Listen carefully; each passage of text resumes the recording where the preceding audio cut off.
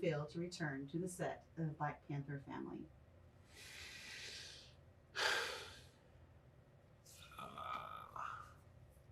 I feel like a deep sense of gratitude and uh, good fortune to return to the set of Black Panther Wakanda Forever and to return to the family that made the first film. It was wonderful to catch back up with everybody and see how everybody's grown and changed in the years that have passed. Um, it was a really rewarding experience, I would say. Bittersweet in many ways because we can't get together and think about and we can't get together and not think about who wasn't there. But it was great to be around each other. Family continues to be a major theme in the sequel, but why and how do you focus on motherhood?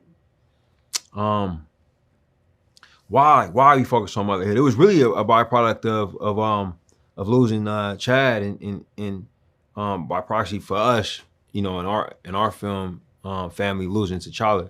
And we had to reframe the story, and as we reframed it, it became clear to me that the key relationship in the film was the relationship between Shuri and her mother, Queen Ramonda, and that unlocked the fact that, like, okay, we probably making a movie that has to do with motherhood now, which is exciting, due to how much Black Panther dealt with fatherhood, and my feature film career, I made a lot of stories that dealt with fatherhood, and Fruitvale Station was about a young father in Creed. Um, Adonis and Rocky form a kind of father-son relationship. So he becomes like a surrogate father to him, a coach. And that's something that we explored in that film. So this was the first time for me to, as a creative, to explore that foundational relationship, that relationship between a mother and their child, child and their mother. And that's something that's like not just like permeates the human community, but also like the animal kingdom. It's a lot of like universal truths around that relationship, around that role.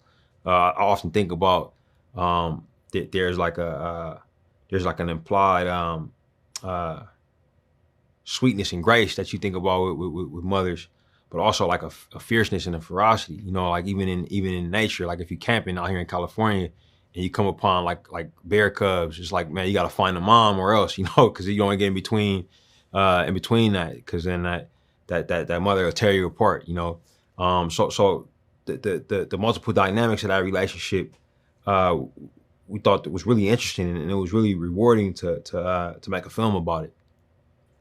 There's two worlds in this film. Tell me the similarities and differences of those worlds and how you made that come to be.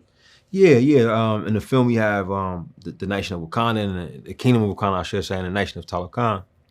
A lot of similarities. Both are could be considered hidden kingdoms. They both kind of prospered and thrived with the rest of the world none the wiser for a long time. And I think they both have they both hold on to their tradition and their spirituality in a way that is very intense, but it has been beneficial for them.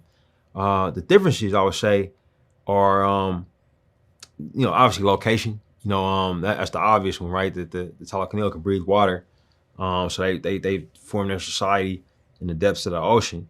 But also like location. The Talakanil owe ancestral ties to the homeland of the North American continent. Mesoamerica, the Yucatan Peninsula. That's where they're from. Whereas the Wakandas are from the continent of Africa. Wakanda's a fictional place. The Yucatan is not.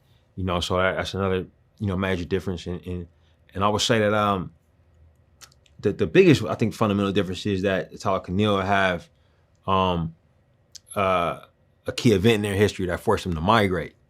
Wakandas have never moved. So that, I think, is a fundamental ideological difference, that actually ends up being the one that's the most insurmountable for them.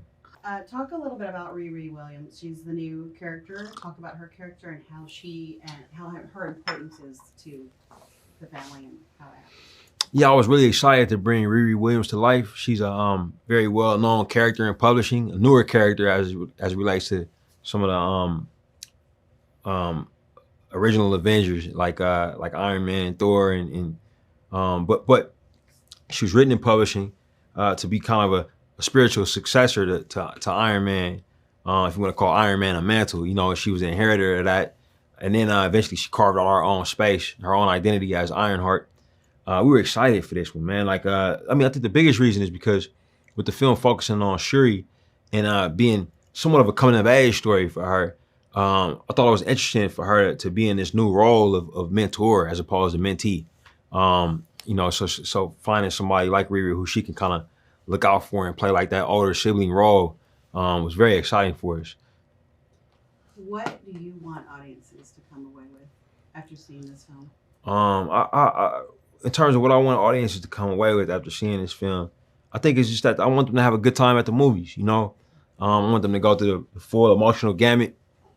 You know, and feel spent, but also rewarded. You know, and it's no greater gift than somebody sitting through a movie that you worked on and getting done and feeling satisfied, but also wanting to go back and see it again. So that's what I'm hoping for.